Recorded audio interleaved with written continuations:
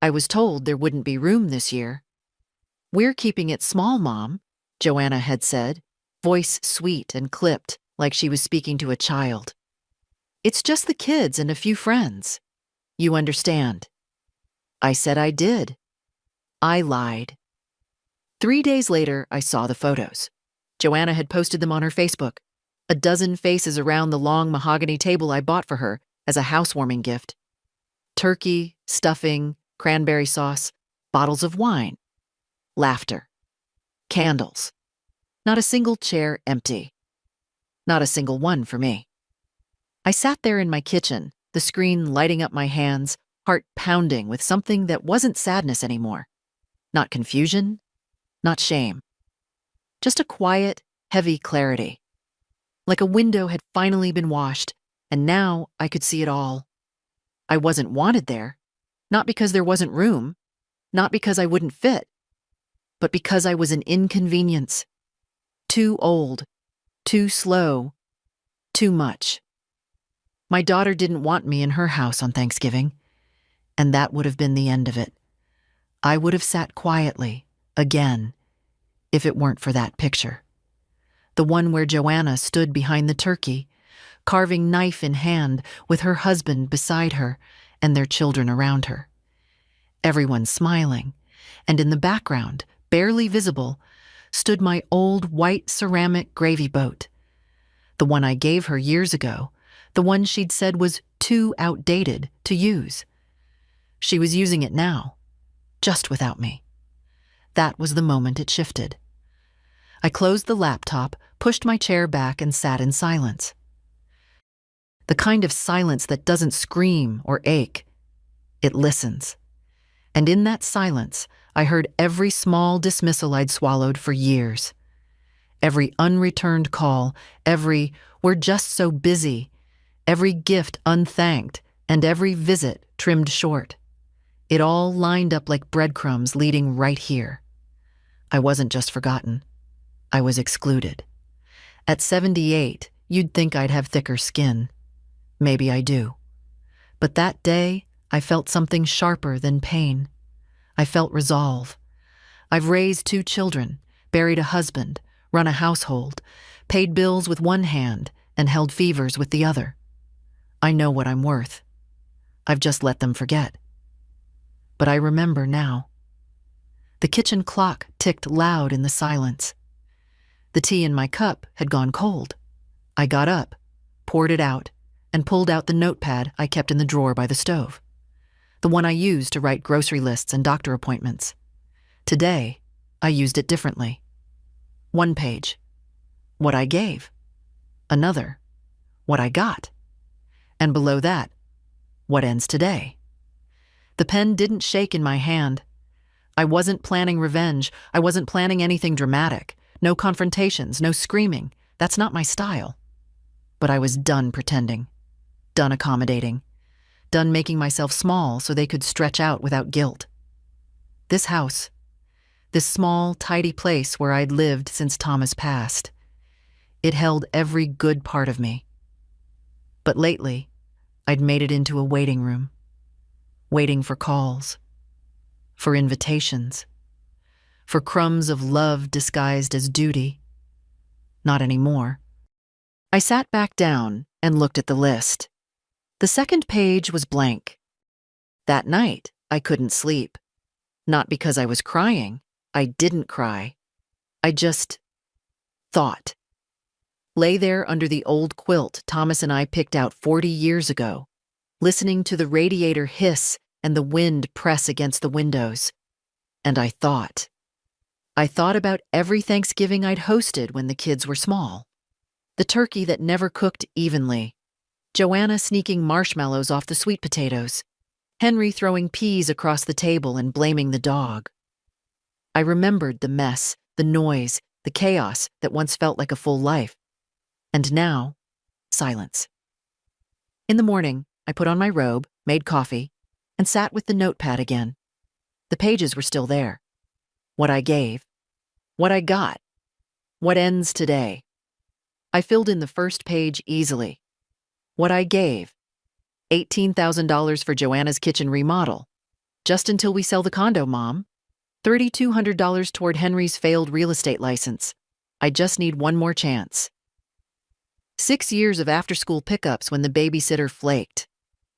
All birthdays remembered, all holidays baked for my mother's wedding china. Passed down and never returned. The second page took longer. What did I get? What I got.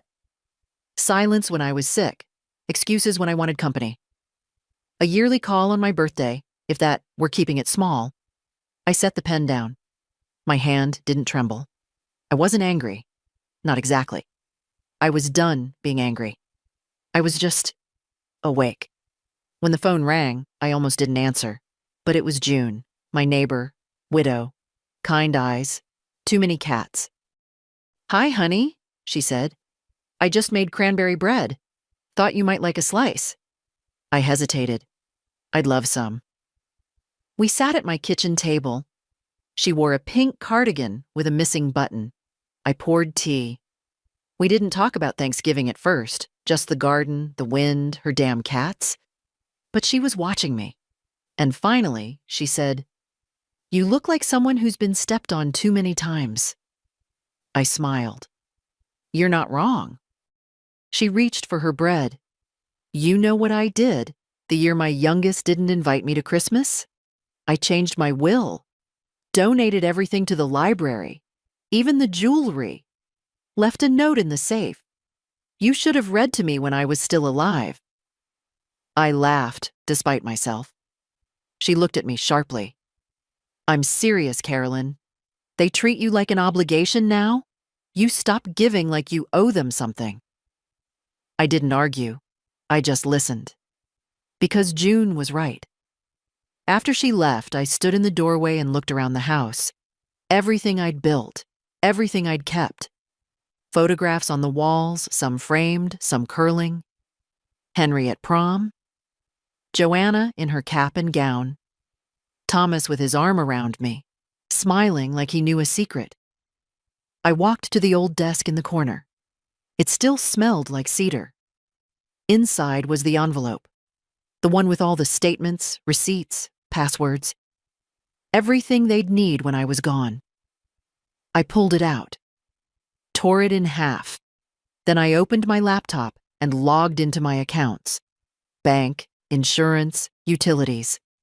I started small. Unsubscribed Joanna's autopay for her electric bill. That was still linked from last year when she couldn't figure out how to switch providers. Next, the automatic transfer to Henry. Monthly, $600. Canceled. Each click felt like lifting a stone off my back. By evening, I had a new page in the notepad. What begins today? My decisions, my money, my rules. I set it down gently and picked up the phone. Not to call them, not yet. I called Nancy, my lawyer. Nancy Stillwell had been my lawyer for more than 20 years. She handled Thomas's probate when he passed, and later, my estate plan. She was younger than me by a good bit, but sharp as a tack, and never once talked down to me. Which is more than I could say for my own daughter. I called her office at 10 sharp the next morning. The receptionist remembered my name and said Nancy would call back within the hour. She did. "Carolyn," she said warmly, "it's been a while." "I need to make some changes," I said. "To the will and to my accounts." She didn't ask why, just said, "Can you come in this afternoon?" I was at her office by 3. The room hadn't changed. Soft yellow walls, heavy wood desk, certificates on the wall. I sat in the chair opposite hers, folded my hands, and told her everything. Not every little word, but enough. The Thanksgiving that wasn't. The gravy boat in the photos. The quiet realization that I'd become an accessory in my children's lives, not a person. Nancy listened without interruption. When I finished, she nodded. "You want to remove them?" I thought for a moment. "No," I said. "I want to remind them." She raised an eyebrow. "I want to create a trust. For my granddaughter, Becca. She's the only one who visits, who calls, who sees me. I want her to have something that can't be taken or argued, and I want the rest put on hold until further notice. Nancy smiled, not smugly, kindly. We can do that. We went through the paperwork. I signed forms to pause all distributions, to revoke the durable powers of attorney Henry and Joanna. Both had begged me to sign 5 years ago. I set a new provision in the will. Nothing for anyone who hadn't spoken to me in the last 12 months. Nancy looked at me carefully. Are you sure you want to be this clear? Yes. She nodded, gathered the pages, and stood. Carolyn, I've worked with a lot of women in your shoes. Most stay quiet. You're the exception. I smiled. Not anymore. When I got home, the house felt different. Not warmer, not yet, but lighter. Like something had shifted. I made myself soup, turned on the radio, and sat down with my notepad again. The phone rang around 7. Becca. Hi, Gran. I smiled, just hearing her voice. Hi, sweetheart. I stopped by Mom's today. She seemed off. Said something about you taking things too personally. Did she? Yeah. Then Henry said you were acting unreasonable. He was talking to Mom in the kitchen. I don't think he knew I heard. I stirred my soup. Gran, she continued, voice quieter now. Did something happen? Yes, I said calmly. I saw the pictures. There was a pause. Oh. I wasn't invited. I didn't know, she said quickly. I swear. Mom told me you were visiting someone in Vermont. She said you'd planned something quiet. That's what she told you. I'm so sorry, Gran. I would never have gone if I knew. I know that. Becca hesitated.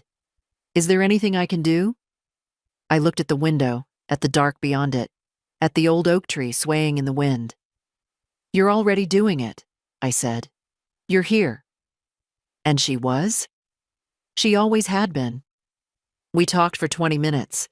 She told me about school, about the stray cat she was thinking of adopting. When we hung up, I sat in the quiet and let it settle.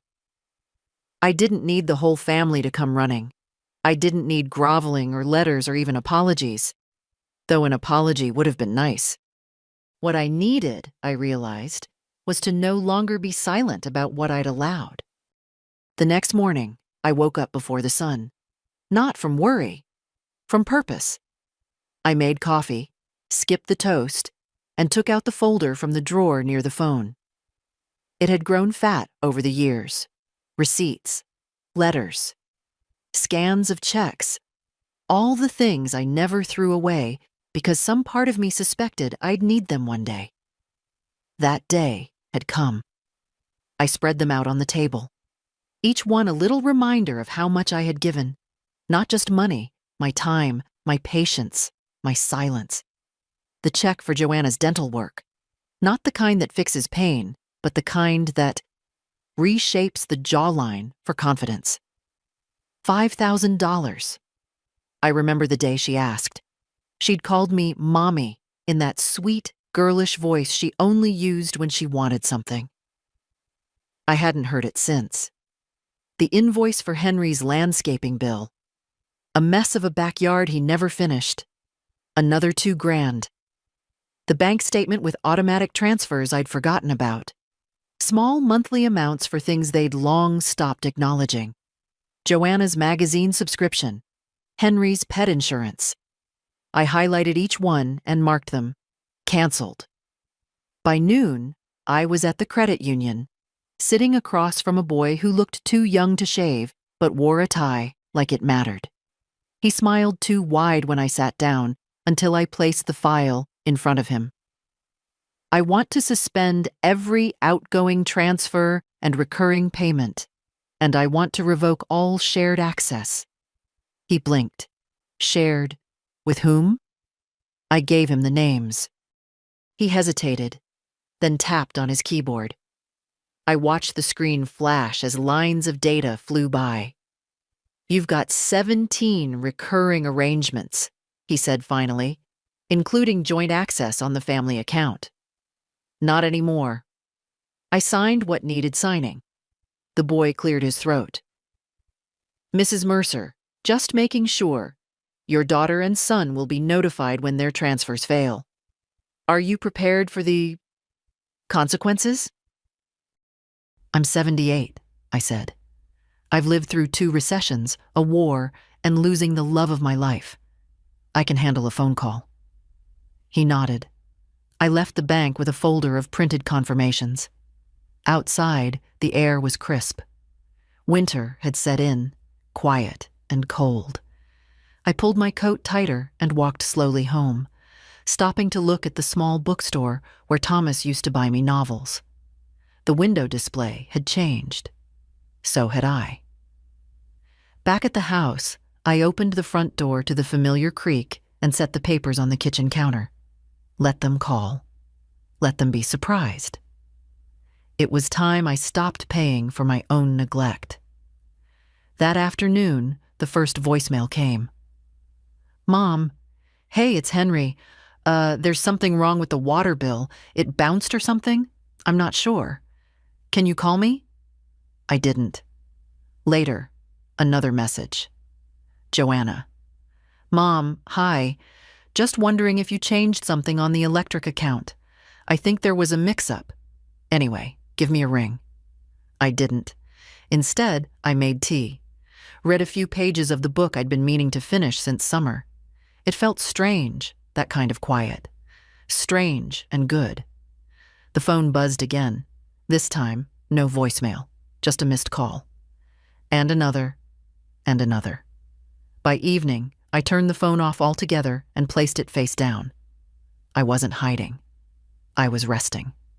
From years of being available, of answering on the first ring, of giving before I was asked. When Becca stopped by later that evening, I told her what I'd done. She didn't look shocked, only said, "About time." Becca sat across from me with her hands wrapped around a chipped mug of peppermint tea. She didn't ask for details. She didn't need to. You should have done this years ago, she said softly, almost as if afraid to sound too sure of it. I know. She glanced around the kitchen, the yellowed wallpaper, the knotted curtain tie I never replaced. Her gaze stopped on the folder still lying open on the counter. Is that all from them? I nodded. Just the money, not counting the other things. Becca leaned back. Like the time Henry forgot your birthday. Or the time Aunt Joanna told people you were just a housewife. I remember that. I was 10. I looked at her. You remember that? I remember everything. I just didn't know what to say then. We were quiet for a moment. Then I stood and opened the cupboard. From the top shelf, I pulled down an old tin box. One of the few things left from my mother. I hadn't opened it in years. Inside, clippings, old notes, savings bonds, and letters. Dozens of letters in Joanna's and Henry's handwriting from when they were younger. Letters asking for money, for help, for just this once. Becca took one and read aloud. Mom, I know I messed up the lease, but if you could just co-sign again, I promise I won't let you down. She looked up at me. Did he? 3 months later, I had debt collectors calling the house. She put the letter down. I hate that they did this to you. They didn't do it all at once, I said. That's the trick. It was slow. A little here, a little there. A favor, a rescue, a rewrite of memory. They stopped saying thank you, and I stopped noticing. Until now. Until now. Becca reached into her coat pocket and pulled out something folded. I've been meaning to give you this. It was a flyer, an art class, Saturdays at the community center, for seniors. Oil painting, still life, no experience needed. The kind of thing I used to say I had no time for. I thought maybe you'd want to go. I looked at her, heart thick with gratitude. Thank you, I said. Yes, I think I'd like that. She smiled and drank the rest of her tea. After she left, I sat at the table long after dark, holding the flyer, staring at the letters. My life, in receipts and pleas. My kindness, itemized. My dignity, slowly bartered. But not anymore. At 10 o'clock, I turned my phone back on. 17 missed calls. 11 voicemails. The last one was from Joanna. Her voice, tight, controlled. Mom, this is getting ridiculous. Henry says you've frozen his account. Mine too. What's going on? If you're upset, fine. But this is immature. We need to talk. Call me. I didn't. I deleted it. Because this wasn't about upset feelings. It was about balance. And I was finally redistributing it. That night, I went to bed early. Not because I was tired, but because for the first time in a long time, I felt at peace. I hadn't said a cruel word. I hadn't raised my voice. I hadn't burned a bridge. I had simply stepped off the one-way road they built and started walking in another direction. And I wasn't alone. Saturday came with a pale, forgiving sky and the quiet promise of nothing urgent. I hadn't had a morning like that in years. No errands, no lists, no nervous checking of the phone to see if someone needed something from me.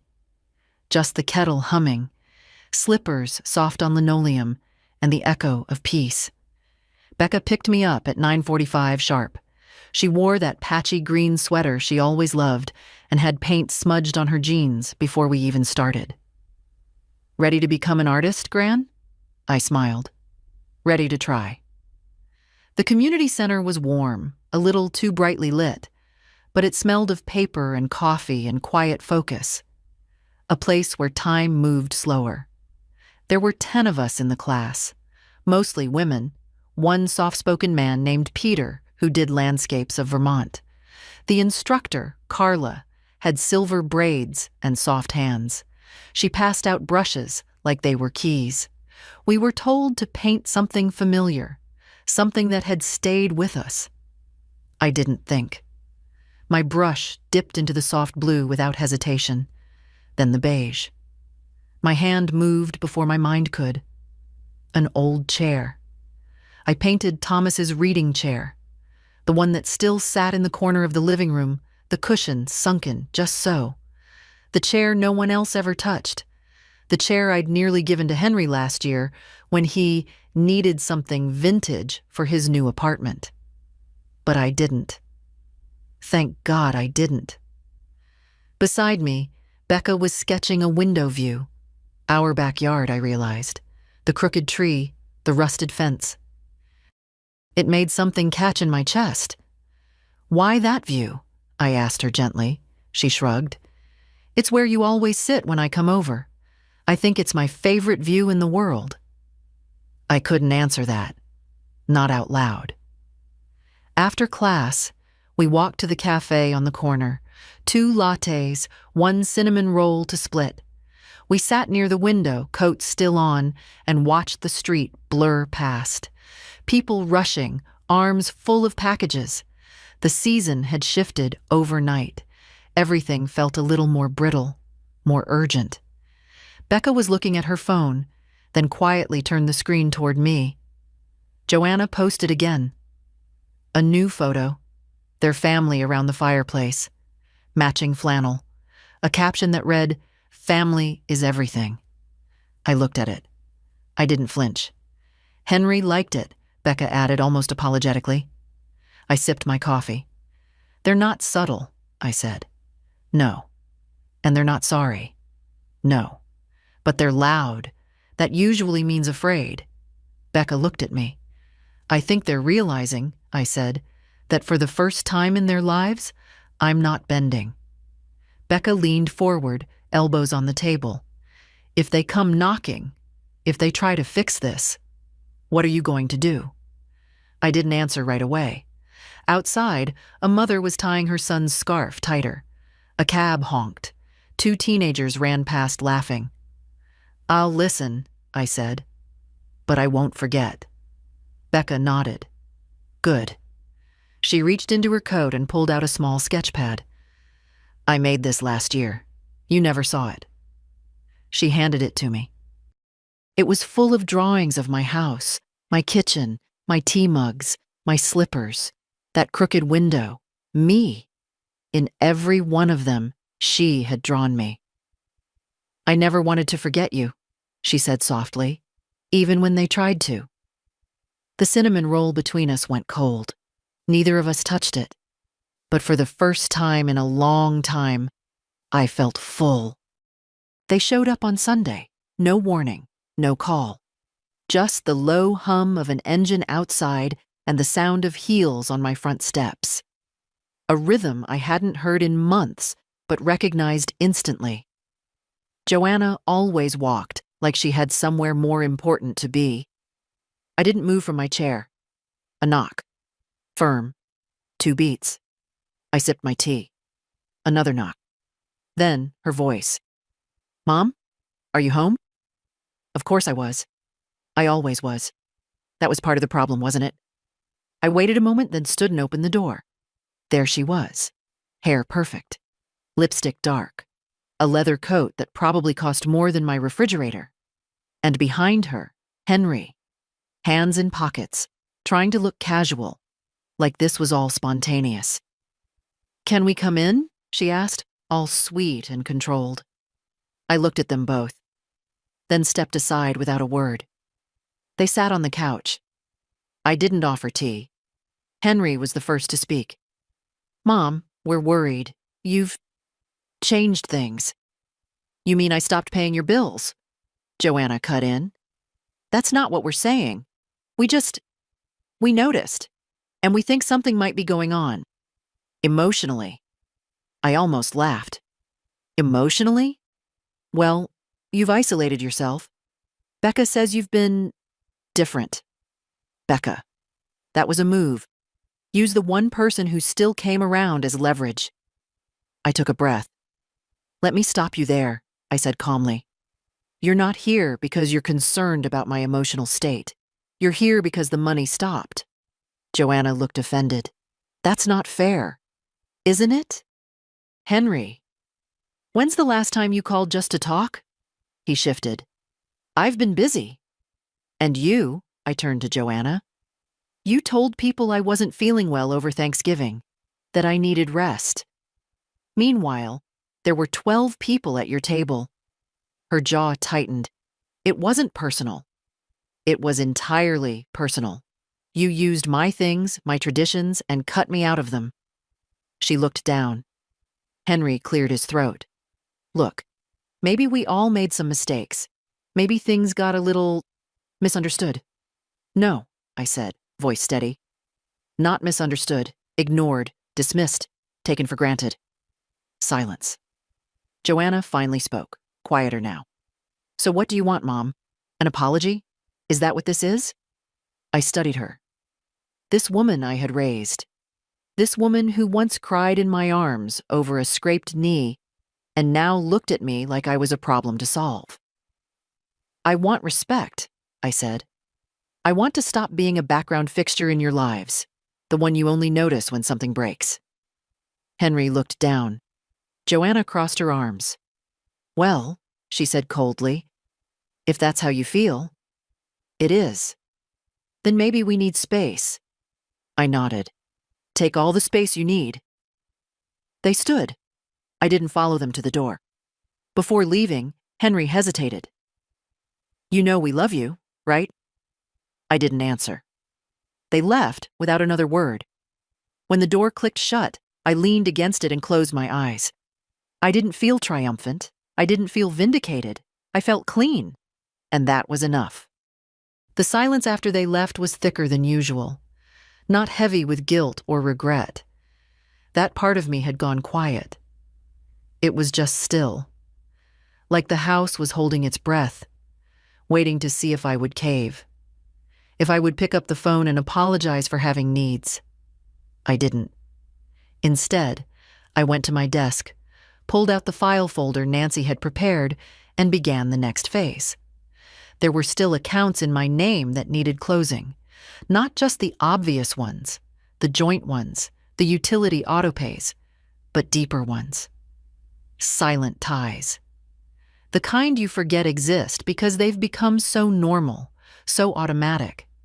The emergency credit card in Henry's name, the shared health plan Joanna insisted I keep, just in case something ever happens and we need to handle things fast.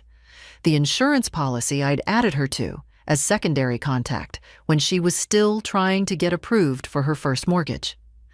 I called the agencies one by one. Canceled, removed, rewrote. Some clerks were surprised, some were polite, some awkward, but I didn't owe them explanations. By the time I was done, it was nearly 4 o'clock. I made tea, sat on the porch. It had started to drizzle. Soft, cold, not enough to chase me inside. I pulled the blanket tighter and let the quiet settle into my bones. That's when the mail truck stopped in front of the house. Small envelope. Handwritten. No return address, but I knew that script. Joanna. I opened it with the same calm I'd signed the bank forms with. 1 page. Mom, I don't know what happened to you. I mean that honestly. You used to be kind, giving, quiet. Now you're angry, and I don't know why. If this is about Thanksgiving, I already explained it wasn't meant to hurt you. I thought you wanted rest. Henry said the same. You're acting like we stole something from you. We didn't. We're just trying to live our lives. I hope one day you remember how good things used to be and come back to the version of you we all loved. Joanna. I folded the letter and placed it back in the envelope. That version of me. That version who wrote checks without asking questions. Who stayed home and stayed silent. Who let her kids host parties with her recipes and her china and left her name off the invitation.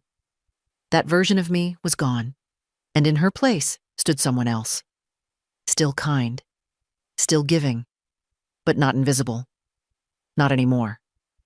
I put the envelope in the drawer next to the folder and wrote one line on a new sheet of paper.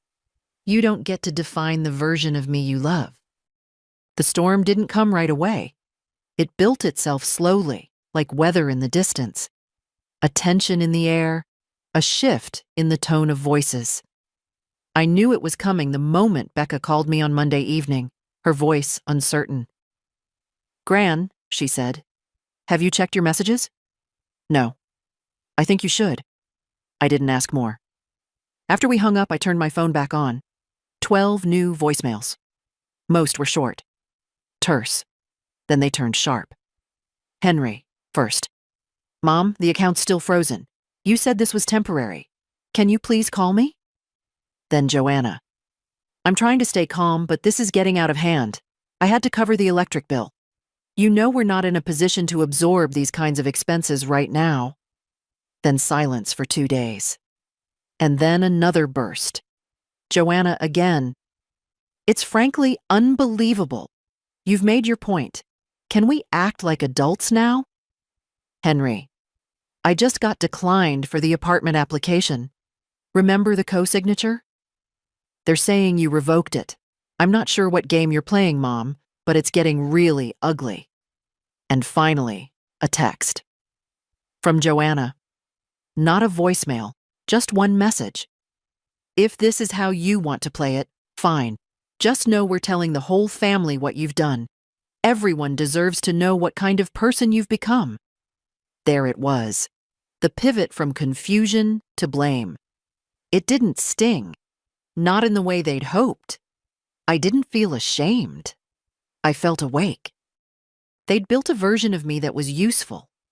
The good mother, the good grandmother, the silent wallet in the background. And now, stripped of my compliance, they were scrambling to explain the absence of their safety net. I didn't reply. I didn't call. I did something better. I wrote a letter of my own. Not to them. To myself.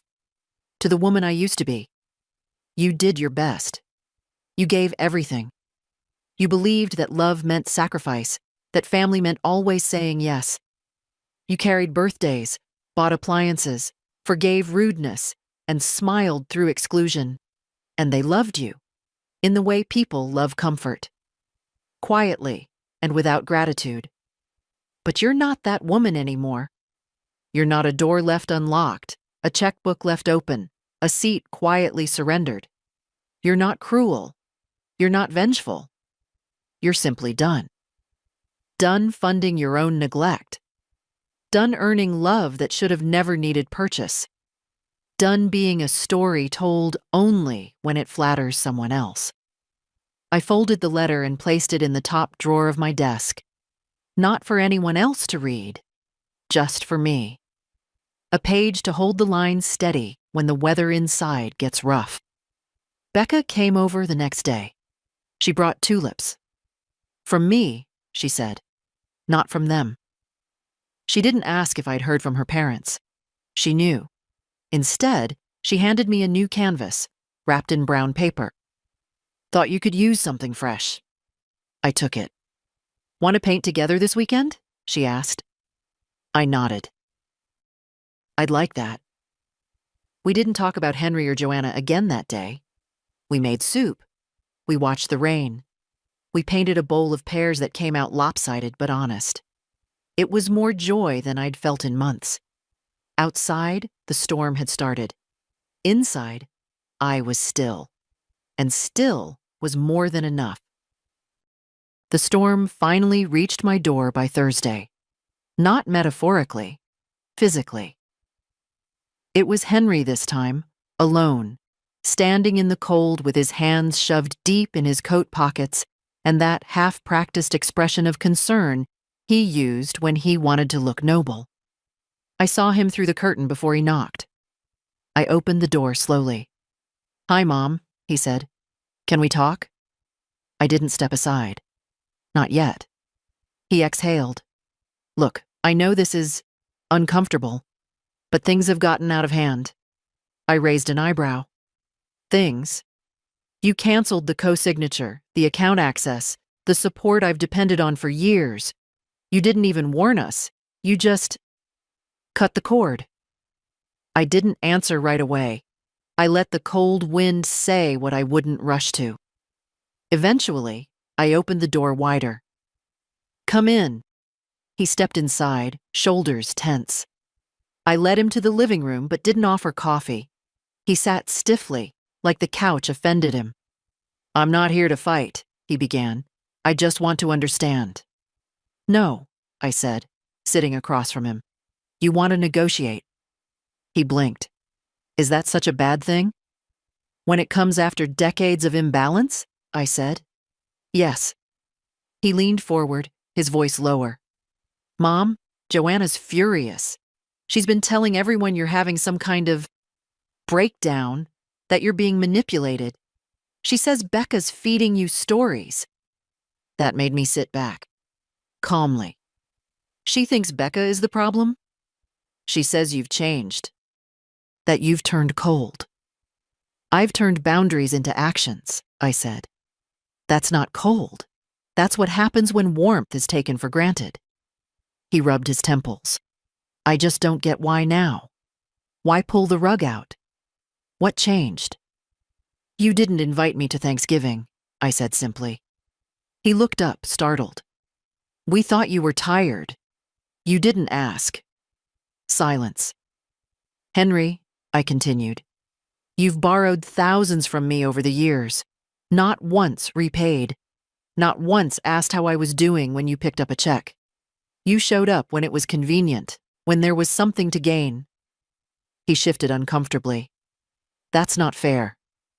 "It's not untrue." He didn't argue that. "You said you needed help building your future," I said, and I gave it. But the moment I needed dignity, not money, just dignity, you went silent. He stood up, pacing. "So this is punishment?" "No," I said. "It's a pause, a necessary one." He looked at me, really looked, and for a second something flickered in his face. Not quite shame, not quite sorrow, just recognition. That maybe, just maybe, I had stopped being the script he was used to reading from. He sighed. "So what happens now?" "I live my life," I said. "You live yours. If you want to build something real, Not around guilt or fear or money. You know where to find me. But I'm not financing the illusion anymore." He opened his mouth, closed it, then nodded. "Okay," he said.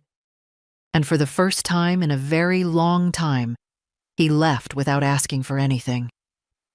The door shut behind him, and the quiet it left was honest. The retaliation came on Sunday, not direct. That wasn't Joanna's style. No, hers was the curated cruelty of social appearances, the kind that bruised without fingerprints. It started with the family group email. Subject: clarity and concern. I hadn't seen that inbox light up in years, not since Thomas's funeral, when she coordinated casseroles like a corporate merger. Her message began warmly, almost deceptively. "Hi, everyone. I hope you're all enjoying the start of the season." I wanted to reach out not just as a daughter, but as someone genuinely concerned about Mom's well-being. She went on to describe my erratic behavior, my emotional withdrawal, and the undue influence of others, which was clearly a dig at Becca. She ended it with a masterstroke. "We've tried to support her in every way possible, but as you all know, aging can bring confusion, and we may be seeing the early signs of decline." I sat at the kitchen table reading it in silence. Not rage, not disbelief. Just a deep, quiet sadness that she had gone this far to protect her version of the story. A few replies trickled in over the next hour. Mostly cousins and in-laws who hadn't spoken to me in years, now chiming in with polite concern, offers to check in or help if needed. Thinly veiled pity wrapped in digital smiles. But the message wasn't really for them. It was for me. It was a warning. Play along or we will define you as unstable. That's when I knew this wasn't about money anymore. It was about control. Joanna didn't just want support. She wanted the narrative. She wanted to be the daughter who cared for her aging mother while quietly managing her decline. The respectable woman holding the family together. And I, inconveniently, had stepped out of the role. I didn't reply to the thread. I picked up the phone and called Nancy. "This is war," I said quietly. "Then let's document everything," she replied. "Every file, every change, every voice message. If they try to pursue anything legally, guardianship, asset interference, we'll be ready." I wasn't scared. I was insulted. That evening, Becca came over without saying a word. She walked into the kitchen, dropped her bag, and held up her phone. I saw the email. I figured. "She has no shame," she muttered, pacing. "No bottom. She's trying to regain control." Becca sat down. "What do we do?" I looked at her. My granddaughter. The only one who never asked for anything but time. "We live," I said, "and we keep receipts." Becca smiled at that. Later that night, I sat by the window and wrote another note to myself. "They're building a version of you again. A confused woman. A fragile thing. Don't let them shrink you into their safety. Stay loud. Stay steady. Stay documented." I placed the note next to the others. They could build all the narratives they wanted. I had already reclaimed mine. On Tuesday, I received a letter in the mail. Not handwritten this time, not personal. Certified. Legal envelope. Joanna's return address, but her fingerprints weren't on it. This had a lawyer's tone. Cold, clean, and deliberate. "Dear Mrs. Mercer, we are writing on behalf of Ms. Joanna Keller and Mr. Henry Mercer regarding recent financial decisions that have impacted their personal affairs. It has come to our attention that accounts and agreements previously considered stable have been altered or revoked without notice. This includes joint financial instruments, property arrangements, and access to resources historically shared within the family. We urge you to consider mediation to discuss a resolution. Should you decline, our clients reserve the right to explore legal avenues for restitution, including potential claims regarding elder instability or financial coercion. I read it once. Then again, they were threatening to take me to court, to declare me unstable, to undo every decision I'd made, not because I was incapable, but because I was inconvenient. I folded the letter neatly and placed it beside my tea. Then I called Nancy. "I have a copy already," she said. "They sent it to my office as well. What do we do?" "We let them try." There was a pause. "I've seen this before, Carolyn. Children who grow used to their parents' money believe it belongs to them by default. But this is an empty threat. They're hoping to scare you into compliance, into returning to the role. What if they actually file something? We fight it. You're competent. You have documentation. I've already prepared statements. Psychological clearance if needed. Your accounts are in order. You've committed no fraud. They can't prove coercion because there is none." I exhaled. "I'll draft a response," Nancy said. "Simple, direct, and firm. And from here on out, no communication unless it's through counsel. Don't take their calls. Don't reply to messages. Let them talk to me." That was the first time anyone had said that to me. Let them talk to me. It felt like standing behind a locked door and finally hearing someone say, "I've got this." When I hung up, I didn't cry. I didn't rage. I baked. An old habit, yes, but not the way I used to. Not for guests or apologies or keeping the peace. I baked for me. Pumpkin bread, a little heavy on the nutmeg. As it cooled on the rack, I made tea and sat with the scent of it filling the house. No phone, no noise, just warmth. And in that stillness, I wrote another letter. This one wasn't to myself. It was to Becca. I didn't know if I'd ever give it to her, but I needed to say the words. "Dear Becca, if you're reading this, something's happened. Maybe I'm gone. Maybe things have gotten messy. Maybe they've tried to turn this house into a battlefield. I need you to know. I saw you. Every visit, every call, every look where you chose compassion over comfort. You reminded me I was still a person, not just a purse or a burden or a memory waiting to fade. Everything I've done these last months, it wasn't rebellion. It was recovery.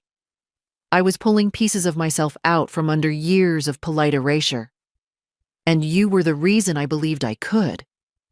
Whatever happens next, you have my trust. You have my love. And you have my permission to live without apology. To speak up when it's easier to stay quiet. To choose dignity over peace when peace requires your silence. You change the story. Don't ever forget that. Gran." I folded the letter and placed it inside the desk drawer, under the sketchpad Becca gave me. Outside, the sun was setting. A dusty pink sky that looked like watercolor, imperfect and alive. Let them sue. Let them shout. I'd already won. The silence didn't last. By Friday morning, the doorbell rang. It wasn't Henry this time. It wasn't Joanna. It was Marla, my niece from Michigan. Sweet girl once, but distant in recent years. She smiled tightly when I opened the door, coat still buttoned, as if she wasn't planning to stay long. "Aunt Carolyn," she said, "can we talk?" She was polite, cautious, like someone sent on assignment. I let her in. We sat in the living room. The couch between us felt wider than usual. "I don't want to get in the middle of anything," she started. "But I got Joanna's email, and then the lawyer letter." I waited. "She asked me to reach out, said maybe I could talk some sense into you, that you've always trusted me." That was the line. "You've always trusted me." It sounded less like comfort, More like leverage. Marla continued.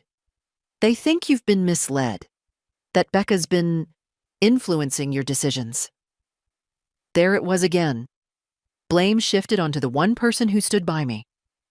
They say you've cut everyone out, that you're acting out of character, that this, she gestured vaguely, isn't like you. I looked at her, calmly, kindly. Tell me, Marla, what exactly is like me? She blinked. Paying for Henry's rent? Letting Joanna speak to me like I'm a problem? Baking pies for a table I'm no longer invited to? She looked down. I didn't mean, yes, you did. Not cruelly, not with intent. But you meant it. Because even you, someone who loves me, expected me to stay quiet. Stay kind. Stay convenient. Marla shifted in her seat. I leaned forward. I'm not angry with you, I said. But if you came here hoping to remind me who I used to be, you're too late. She's gone. And in her place is someone who remembers her worth. Marla was quiet for a long moment. Then she asked, Why now? A fair question. Because they told me there was no room at Thanksgiving, I said. And then I saw the pictures. Her face softened. They didn't tell me that part. They wouldn't. She nodded slowly, then looked around the house. The photos, the teacups, the chair no one else sat in. I remember this place feeling warmer, she said, almost to herself. It still is, I replied. Just no longer for everyone. She stood. I don't agree with how they've handled it, but I also know how stubborn Joanna is. So do I. Marla hesitated at the door. If they take this to court, they'll lose. She opened her mouth to argue, then thought better of it. On the porch before she left, she turned back. Becca loves you fiercely, she said. I didn't understand it until now. I hope you never forget it. She left without promising to call. That afternoon, Nancy called to update me. They'd backed off. No official filing, no suit, just posturing. They wanted to see if you'd flinch, she said. You didn't. No, I said. I didn't. Later, I sat at the kitchen table with Becca. She'd brought soup. We ate in easy silence, broken only by the occasional clink of spoons. They're regrouping, she said. Mom's quiet. Too quiet. They're out of moves. Becca smiled faintly. You look tired, Gran. I'm not. I looked at her, really looked. You know what I am? What? Free. She reached across the table and took my hand. I'm proud of you. I'm proud of you more, I whispered. It's strange. The shape a life takes once the noise dies down. The days that followed were quiet. Not the hollow quiet of exclusion, but a gentler kind. A quiet with room to think, to breathe, to remember that peace isn't the absence of people. It's the absence of pretending.